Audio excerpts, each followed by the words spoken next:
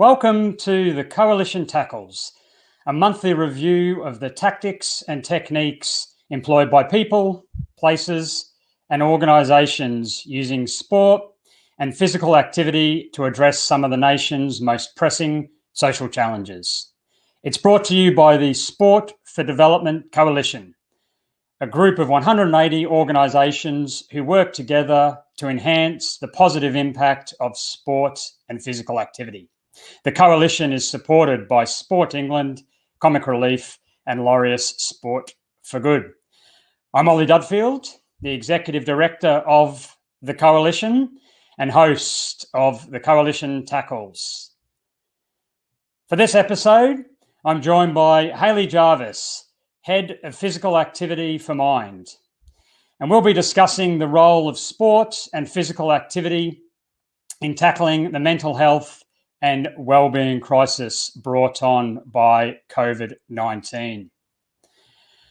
Please join our conversation via social media, either at SFD Coalition or at Mind Charity, and please use the hashtag adapt, support, and respond.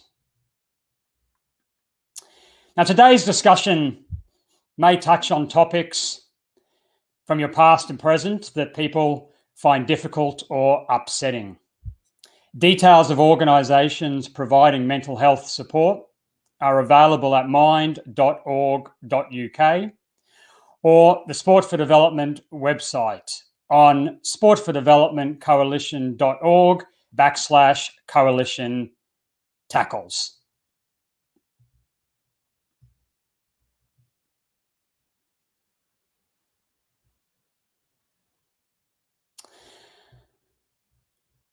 So this afternoon, I'm joined by Hayley Jarvis. Hayley, thanks so much for joining us. Hi, thank you for having me. It's great that you're making time and space for this conversation today, and thanks to everyone that's joining in as well. Hayley, Mind have a very clear description of their purpose, which is not giving up until everyone experiencing a mental health problem gets support and respect. I think for me, the really important part of Mind's mantra are those dual pillars of support and respect. I mean, Hayley, I'd be interested for you why those two aspects are so interconnected and important in supporting health and well-being. Yeah, I mean, it's a great mission and a great organisation to work with. And for 75 years now, we've been fighting for better mental health. And we just know that too many people don't have the things that they need and deserve to stay well. And that's why we stand shoulder to shoulder with people who are experiencing mental health problems to make sure they get that support and respect. And I guess when we're talking about support, we're looking at there's multiple facets. Obviously, there is self-support, the tools that we can all use to help us look after our mental health. The friends, family, colleagues, professional support that we get from our employers. We do a lot around workplace wellbeing. So it's kind of bringing all that together. It covers services, information, programs that we run, access to talking therapies, our network of local minds. You know, it's quite staggering out that 3 out of 5 adults experiencing common mental health problems aren't receiving any support. And we know the waiting list can be lengthy, whether that's to see a GP, go to talking therapy, or for if you're dealing with a more severe and enduring mental health problem, people have had stories of 2 or 4 years wait, which is terrible. And then I guess the respect bit is really recognising that we've all got mental health. Every single one of us, just a lot of us don't like talking about it. And some of us have diagnosed mental health problems, but we still know the stigma there around it. And 9 out of 10 people with mental health problems said that they have experienced stigma, people making those assumptions about them. So it's about respecting people's needs, their individuality, seeing them, not their diagnosis. And for us, this is all about equal access to service, people having choice, and making sure that services are designed to meet people's needs. So yeah, it's a great place to work, and you know, sadly we're still needed, and you know, our mission's really, really clear of what we want to do. Yeah, I mean, you could probably argue that those dual pillars of support and respect are probably sort of never more important than the midst of what is really a generation-defining challenge that we're facing in the midst of COVID-19. There's been much reported on the infection rates, absolutely tragic death rates, the impact on the economy. We see projections of 7.5% unemployment for the midst of almost a 10% drop in GDP. But it's probably only in the last few months that we're getting a much clearer picture of really the emerging mental health emergency and crisis that's come out of the pandemic. And Hayley, from the work that you're doing, that Mind's doing, what is the scale of this crisis? Yeah, I think that's really important to, you've said the words mental health emergency, and I think it is just that. If you'd said a year ago that we'd all be staying home, not seeing our loved ones, working from home, the impact on industry, impact on loss of life, everything, life has changed as we know it. And we wouldn't have believed it, would we? We never thought it would last this long. So I think it's been quite a roller coaster. And certainly in early lockdown, we started to see a rise in levels of distress in the general population. And that really peaked in April.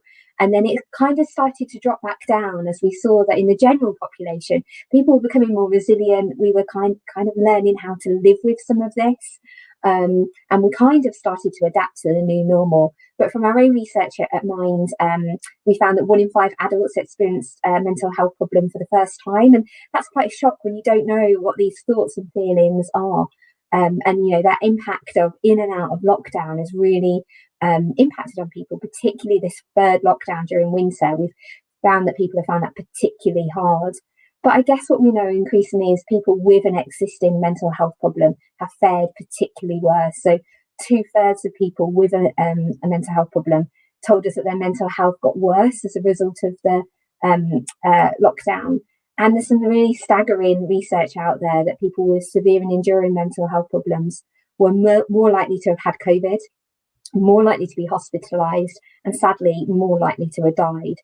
And that fact that people haven't been able to access support and services, so you can see there a quarter of people have been unable to access the services as well when they needed to. So it's been really, really difficult and unsurprising that things have got worse. If all your coping strategies have been taken away, if we know a lot of mental health services have to either stop or go online, well, not everyone, that doesn't work for everyone. Not everyone's got a safe space to talk to a therapist or their mental health nurse.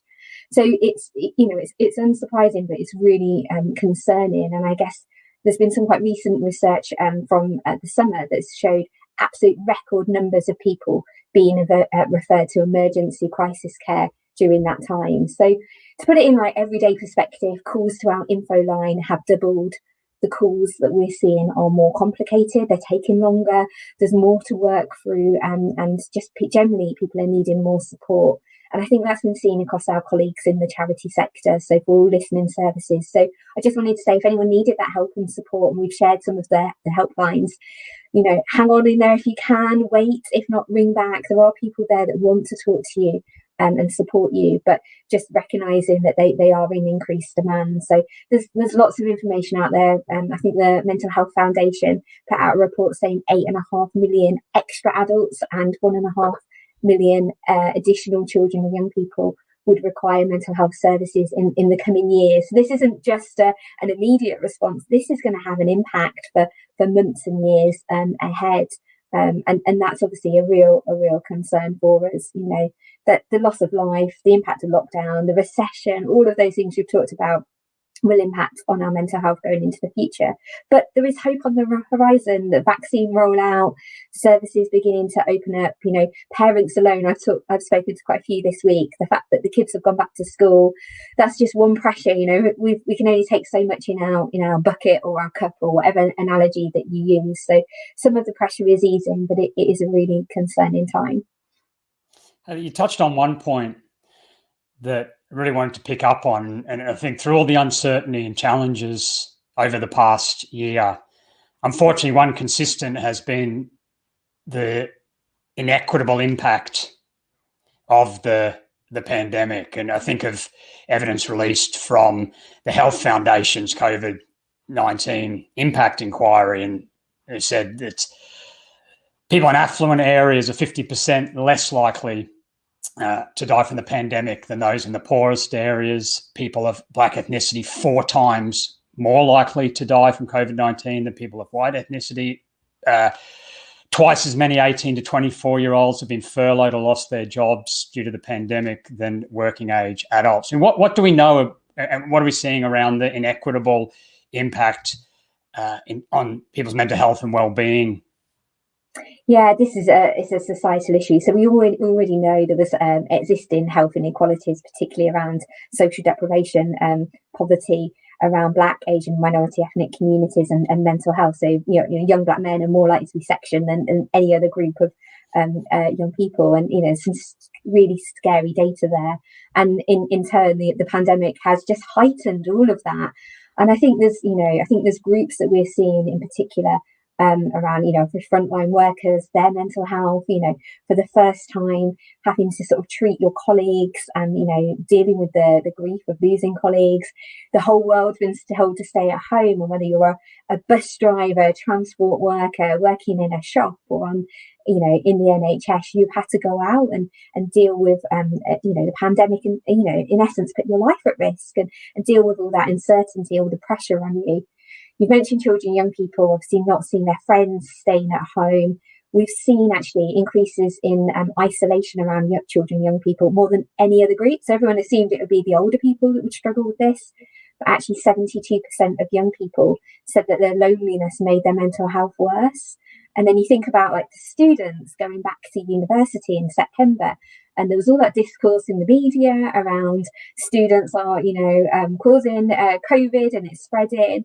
But, going all those transitions are a key part of your, a key challenge for your mental health anyway. And then you add in COVID. So I think it's really shown to us that some of those existing health inequalities have got worse. And certainly we're doing some really sort of targeted work and insight to really understand and unpick them. There's some key system challenges that we've really got to change. And I guess for quite some time we've been trying to sort of fix things around the edges. And I think we all recognise actually there's a bigger piece of work to be done here. But also if you've got a mental health problem, severe mental health problem, or eating problem, addiction, people with addictions have really struggled during this time because the support groups that they would normally go to have been on pause, and that those coping strategies to sort of avoid those addictions have been there, often in the home or in the shop. So that's been a real challenge during this time. But I think there's been some, I guess I'd like to say there's been some great work, and we need to celebrate some of the amazing work that has happened from the sports sector and the voluntary sector. I think about the Football Community Trust turning around food parcels and online Zoom sessions, the phone calls that have happened to people that are isolated.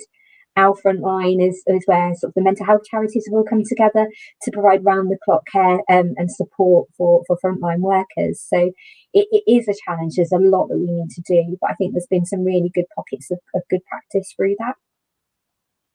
I'm joined today on Coalition Tackles by Hayley Jarvis, Head of Physical Activity at Mind. And Hayley, you touched on a point there around some of sports response to the mental health emergency emerging from the pandemic. Now, across the Sport for Development Coalition's 180 organisations, they're working to help support and address really some of the most challenging issues that we're facing societally: spiking youth unemployment, social isolation, unequal entry into the justice system, many of them working to battle racism, homophobia, gender inequality.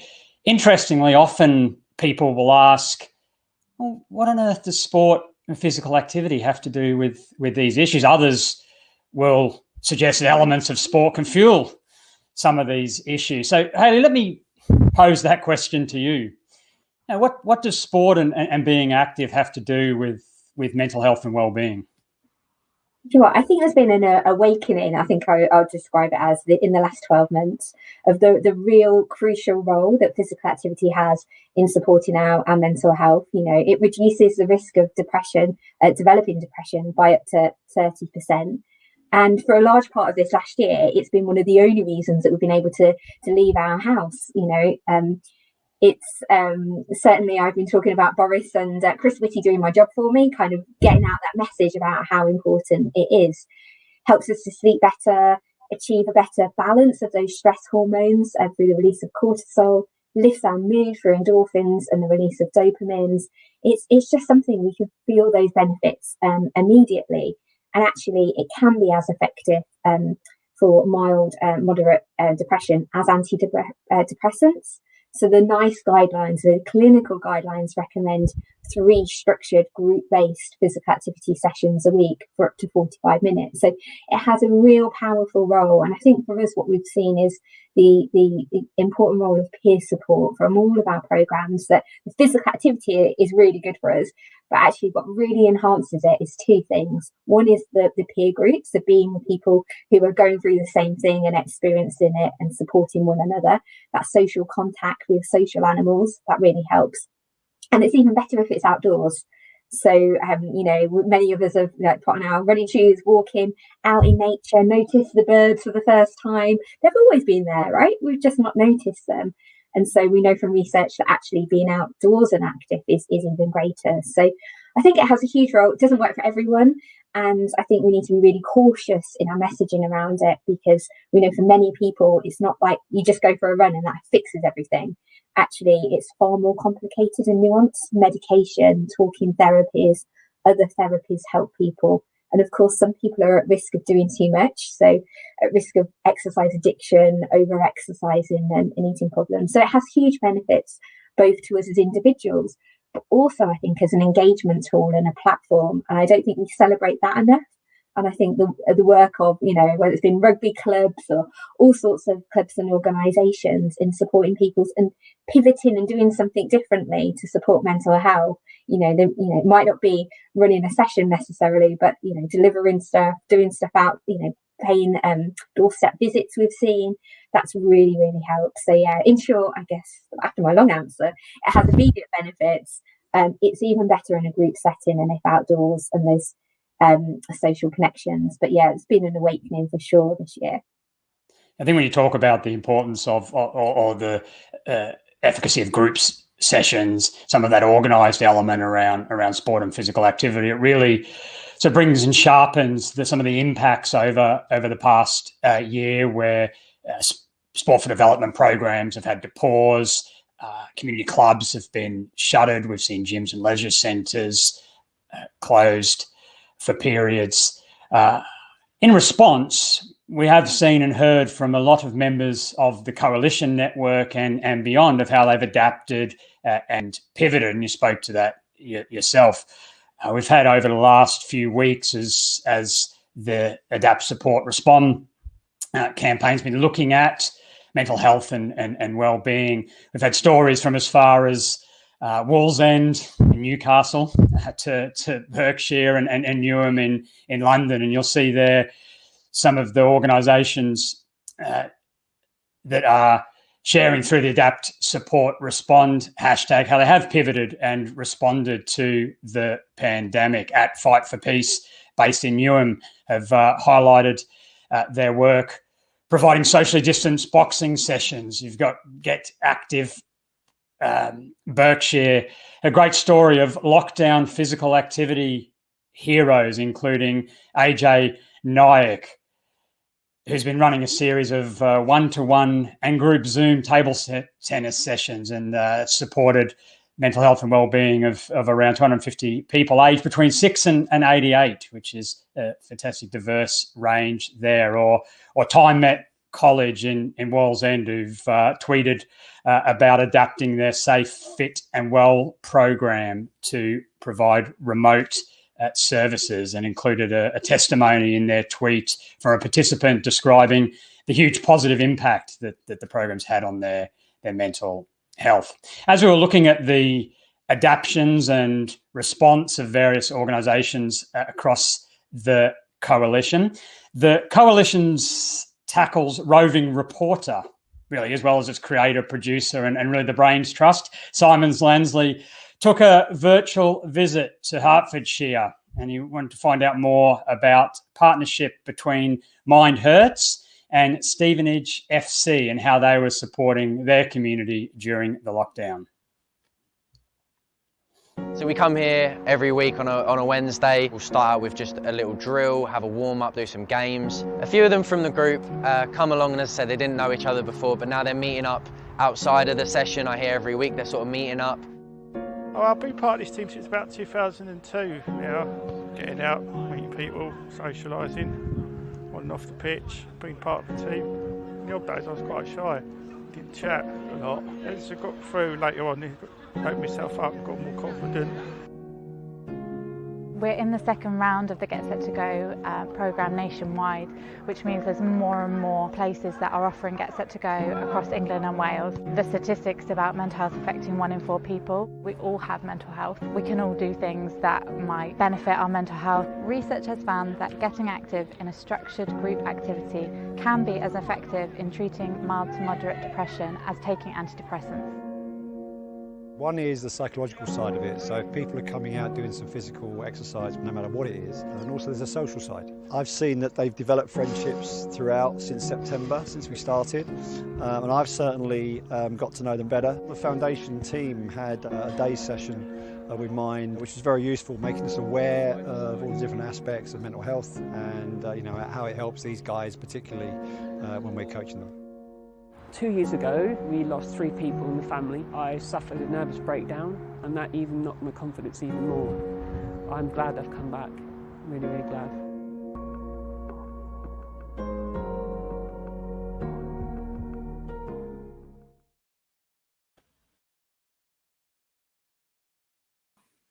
Well, hi there, it's Simon Lansley for the Sport for Development Coalition. Very pleased to introduce today, we have Callum Kwasnick from Get Set to Go in Mid Hearts, and we have Hannah Marsh from the Stevenage FC Foundation. Hi guys. Hi Simon. So Callum, can you give us an overview of the Get Set to Go programme, please? Of course. So Get Set to Go is a national programme by Mind and Sport England, and it consists of multiple local minds, such as my own one, which is Mind in Mid Hearts, delivering 12-week physical activity interventions. So, for example, we have delivered swimming, yoga, walking, and football. And we've had a real variety of people join the programme, especially in lockdown and during this last year. We've had lots of people who maybe wouldn't have accessed mental health services before, but given the isolation have sort of joined in our groups and sought help for things that maybe were under the surface, but they haven't been brought to the surface for a long time, and the pandemic has really encouraged them to seek some more support. Absolutely. So one particular participant who has benefited so much from the sessions, it's really incredible. He's a 50-year-old male. When we first met him, he was really struggling with anxiety and depression, and also had type 2 diabetes. Now, obviously, there's a combination there, so physical health and mental health. He came to the sessions. He found them quite tough to start with, and he wouldn't be able to participate in the full hour.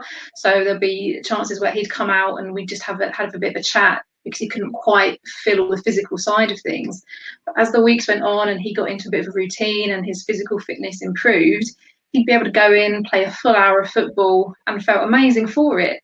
And it was just so fantastic to hear, sort of a few months down the line, that his blood sugars had actually come down significantly. So he was in a much better place with his diabetes. He'd lost a significant amount of weight as well. But not only that, his mental health had significantly improved.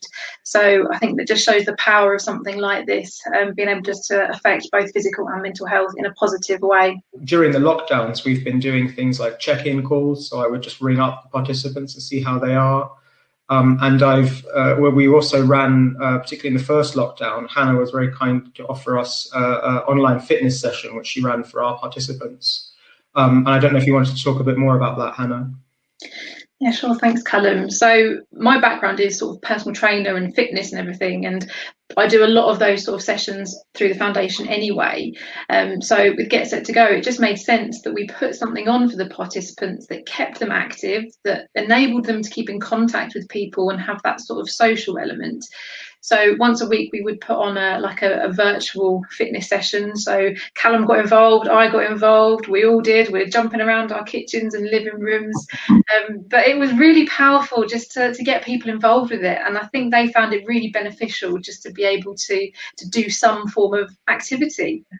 I have read in the last few weeks, as we sort of wonder what's coming. Obviously, we're moving hopefully out of lockdown and we've got that staged return to sport, physical activity. But do you feel actually that the virtual engagement perhaps has created some accessibility? And I'm not, I don't presume it'll ever overtake that physical in-person delivery. But do you think, you will retain some part of it in any level? For me personally, I've had service users report that they actually find online delivery a bit more accessible. Because if someone's maybe suffering from anxiety or social anxiety, the thought of getting on the bus or the train, traveling to a venue, seeing loads of people they don't know, feeling uncomfortable in the surroundings, whereas actually if you just open up your laptop or a phone and you can log in, you can turn your camera off if you don't want to be seen. And there has been examples of people saying that they actually hope that once things sort of return back to normal, there will still be online delivery. And that's definitely something we're looking at doing going forward. Because it is just so accessible, and it's also quite easy to run. All you need is someone on a computer that knows what they're doing.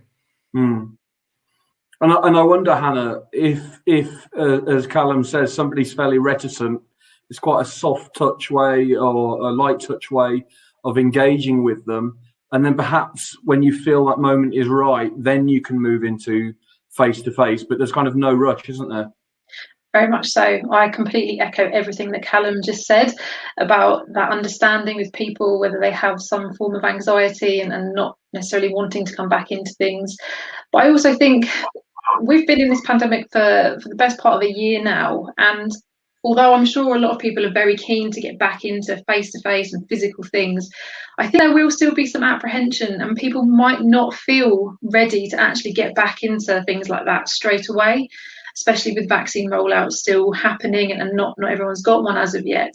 So I think this is a really good blended approach where perhaps we can do things virtually and physically, and then hopefully in time that will allow people to kind of build that confidence up, and when the future's looking a lot clearer and a lot more certain, people can almost feel really ready to get back into that physical side of things.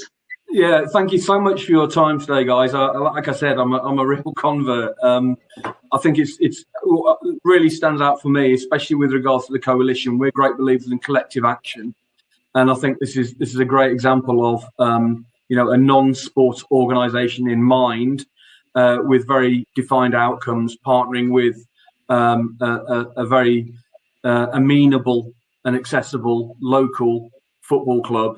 And it seems to me that, together, you've come together to create something very special. Well, thank you very much for showcasing the programme. Yeah, thank you, Simon. It's been a pleasure talking about it, as you can probably tell.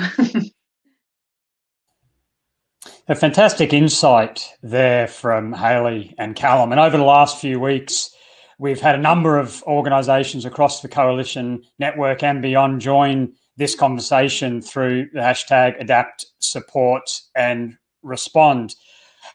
And over the last days, we've heard from Cormac Whelan from the Positive Youth Foundation in Coventry, and he highlighted that, I quote, the adapted delivery of sport and activity has been, quote, 100% been a key feature for young people in their programs and in maintaining and improving their mental well-being over the year. Some fantastic data reported from the running charity at Running Charity, and they shared that 94% of their members have said their services have significantly improved their mental health. But importantly, have gone on in the conversation and said this is due to the daily structure offered and the reduction in isolation and made an important point. So strategic interventions can make all the difference. Chance to Shine have profiled how 18-year-old Fazaya is using cricket as a platform to support both her own and her friends and peers' wellbeing journey. And we've also had some good news from at Grantham Tennis that they've secured funding for 2021 for their Feel Good Again tennis groups on Fridays. So if you're in Grantham, you know what's going in the diary on a Friday over 2021. Please do continue to be part of this conversation at hashtag Adapt Support Respond and at SFD Coalition and at Mind Charity. But hey, look, reflecting on these examples, really interested from your perspective, if you had to distill the most important ingredients in designing and delivering really effective sport and physical activity based mental health and wellbeing interventions, which key ingredients would you highlight? I mean, there's so much I could say on this topic. We've done a lot of research with Loughborough University to really look at the impact of programmes like these. But I think I'm just going to pick two. Number one, first and foremost, is involving people with lived experience in designing and delivering the programmes. Shape it with the people who are going to benefit from it. Talk to them about the challenges that their experiences. What do they want to see? What's going to help them to come back? How do they want to be supported? I think that's incredibly important. It's something we really advocate and mind across all of our work.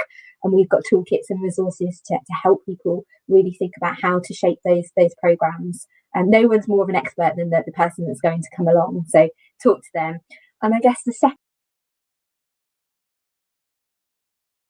from Minded Mid Hearts and Stephen and Jessie really demonstrated that if both organisations play to their strengths and expertise, then it can really be a winning formula. You know, we're not expecting mental health professionals to be sports experts.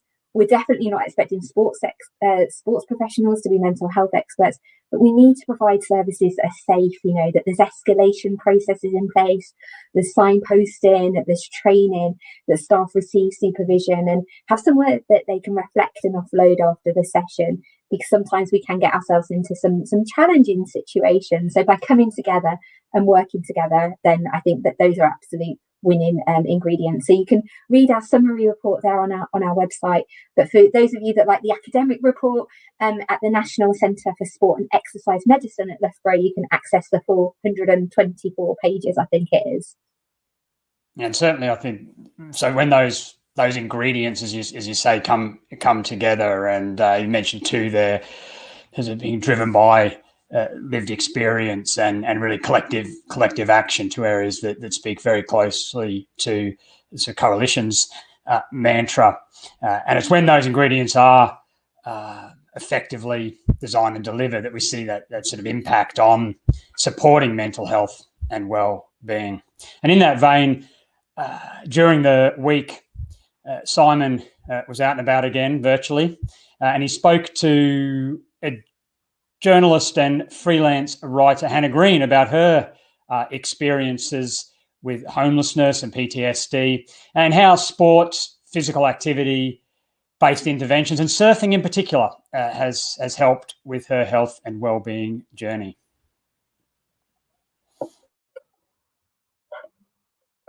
I'm really pleased to be speaking to Hannah Green. Hi, Hannah. How are you? Hi, I'm good, thank you. How are you? Good, not so bad. Can I just ask you to begin with you? Can you tell me, before you came to the Get On Track to Wellbeing programme with the Dame Kelly Homeless Trust, kind of what was going on in your life at that time? Yeah, so I was classed as homeless at that point. So that was kind of February of 2019.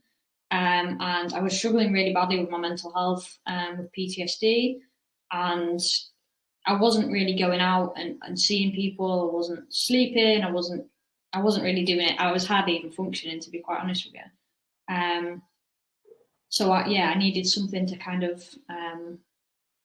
like the program's called, I guess, get me back on track. It was really, I don't think intimidating, but it was really scary and kind of, I was very anxious about going along.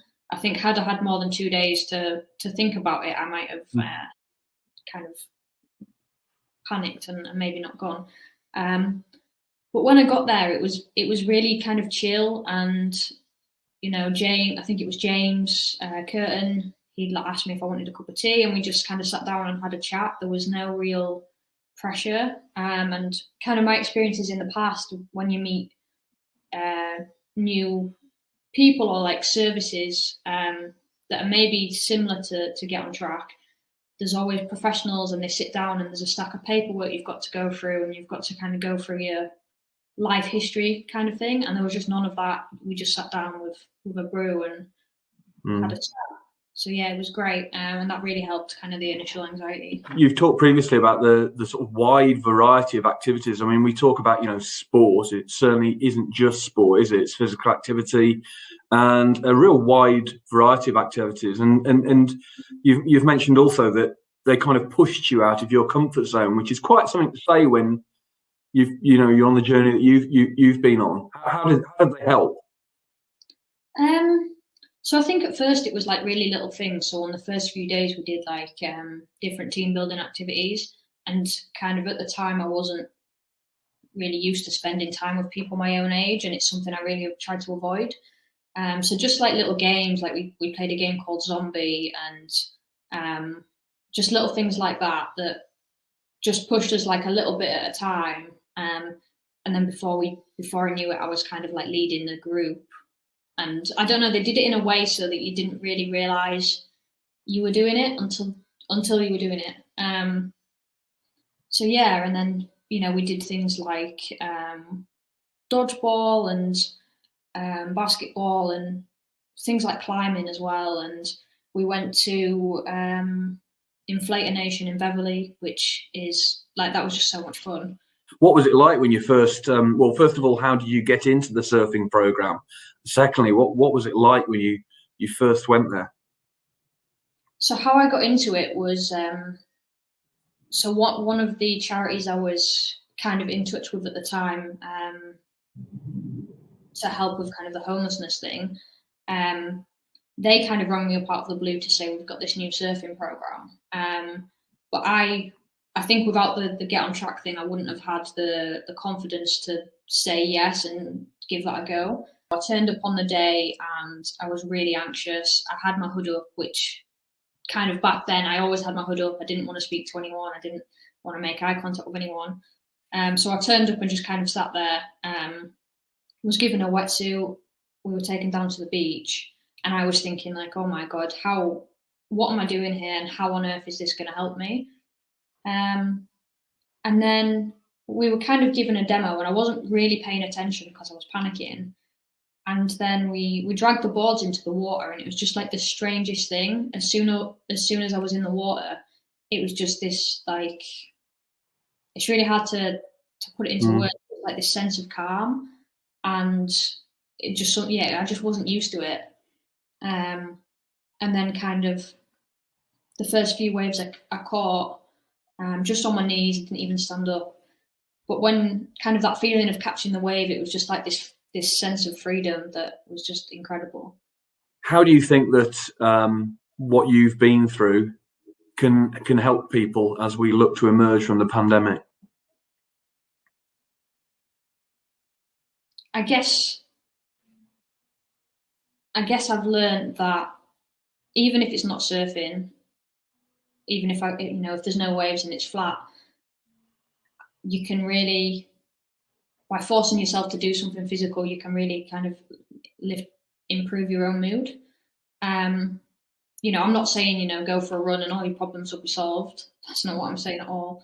But you can definitely kind of, even if you're stuck at home and it's a 20-minute yoga YouTube video, or, doing some press-ups or whatever, the pandemic has really taught me that that's really important.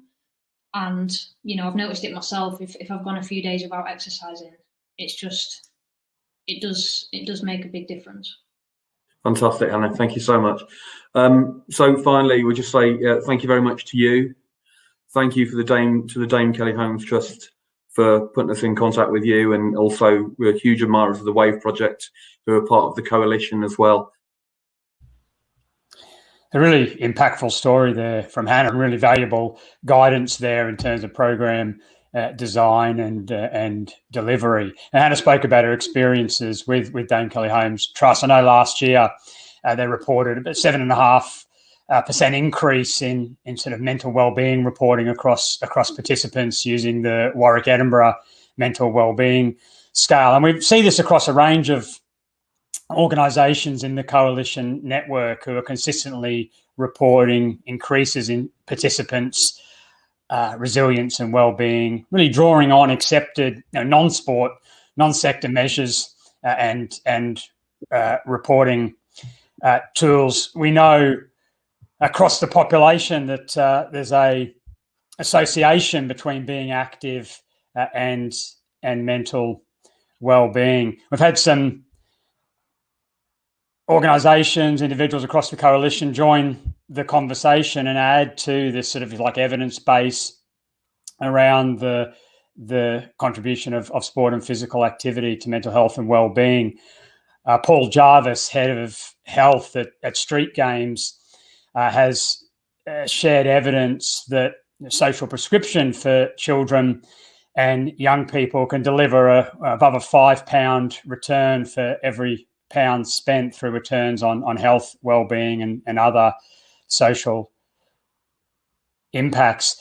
I mean, Hayley, I think this evidence is also backed up, you spoke to it earlier, by academics and clinicians. One piece of work that always comes to mind for me is the position statement that was put out by the Faculty of Sport Medicine UK and the Royal College of Psychiatrists. And I like to quote the key points in that position statement: that physical activity can help prevent and manage mental health problems. Physical activity can reduce depression and anxiety in children specifically. And they said clinicians can, maybe we'd argue could, promote the use of physical activity as an important intervention. I guess for me, the flip side of this evidence and these impactful stories and this reporting is the question of whether the contribution of sport and physical activity is being realised at scale. So, Hayley, let me then pose Paul's question on his tweet to you. Should we be doing more? Can more be done to go to scale?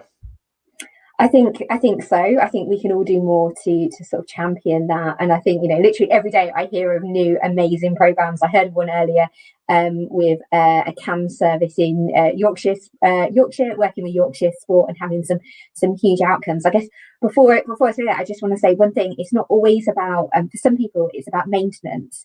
So we talk a lot about improving mental health outcomes, and that is important. But, for some people, sport has a role in just helping people not getting worse and maintaining that. And actually that's really important. We understand that as well. So understanding the importance of maintaining well-being through sport and physical activity. But yeah, there's so many projects. I think one of the biggest challenges is around, one of them is around investment.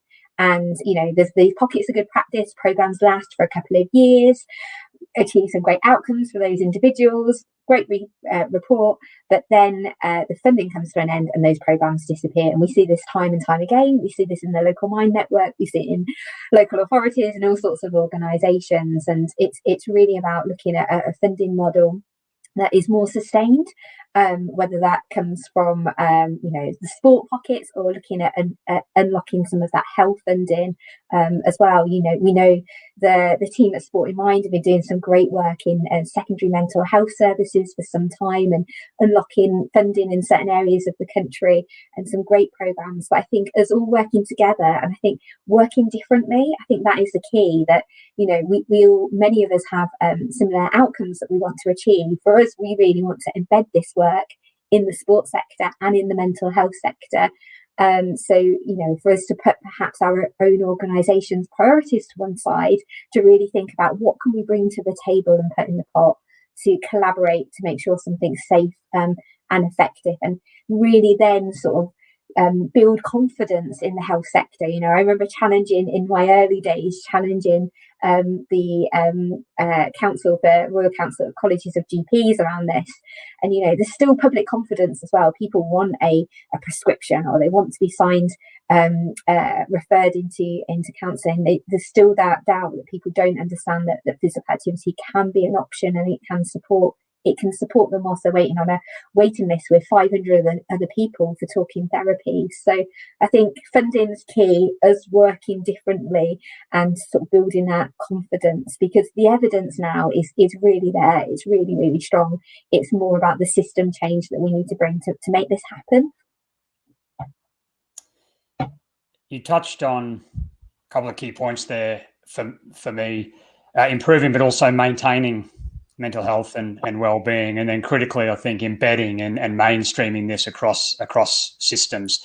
He also touched on an area that is of real interest to me, and that's the policy implications here. And I'm sorry about that. It's the former intergovernmental bureaucrat coming out in me. So just to finish off this afternoon, let me give you a hypothetical situation.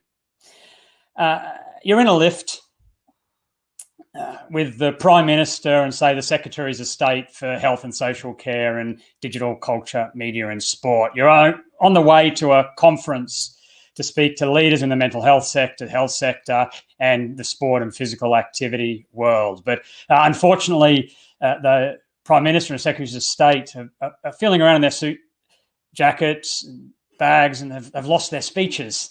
They turn to you and say, Hayley Jarvis, Head of Physical Activity at Mind, please, what should we commit to do, and what should we ask the audience to do? What do you tell them? Oh, it's a dream scenario, isn't it, Ollie? Like we would like to get that airtime. So I think for me, there's three clear things that we would ask for, and if we were lucky enough to be in this situation, when we can safely in a lift with them, of course.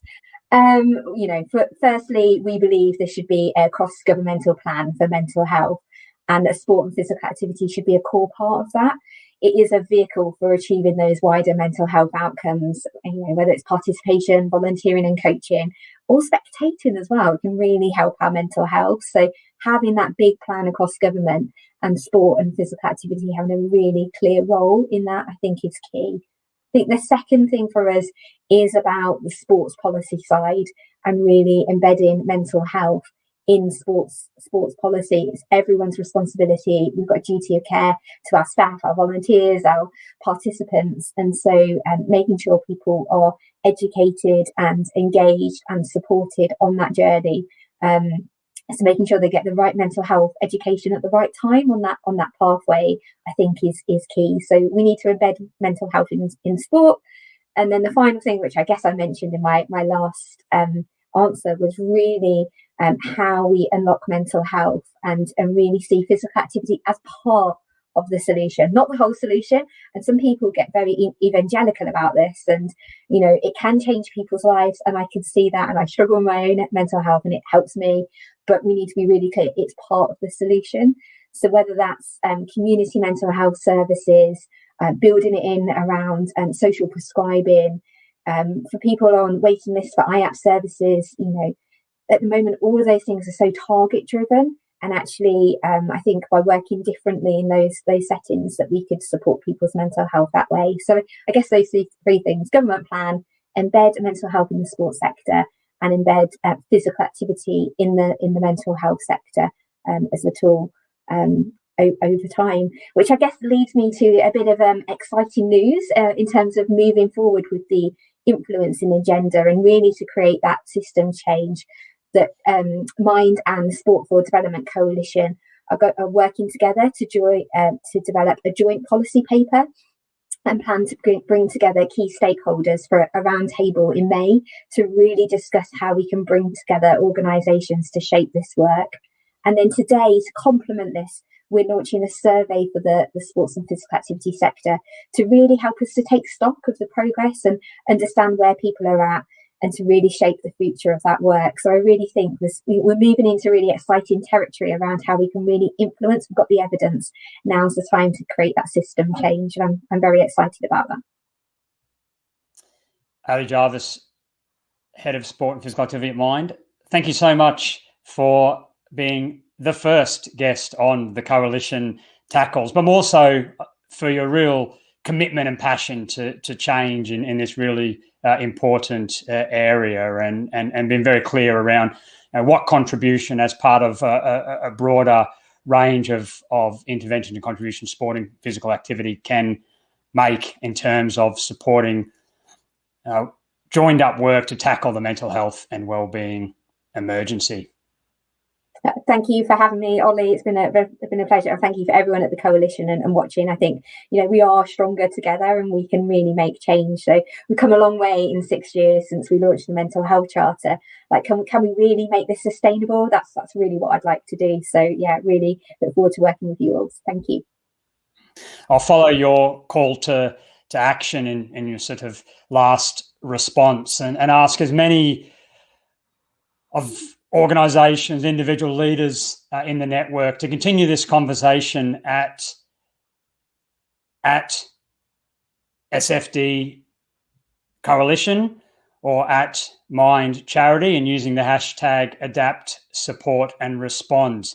Please also submit your case studies, evidence and recommendations for the joint policy paper that Hayley spoke about to coalition@sportfordevelopmentcoalition.org. Keep an eye out for next month's Coalition Tackles. Be available at all good podcast platforms, I'm told. And with that, I'll thank again Hayley Jarvis, but also thank Hannah Green, Hayley, Callum, the teams at Mine Hertz and Stevenage FC, and the producer and roving reporter for Coalition Tackles, Simon Lansley. Thanks all. Till next time.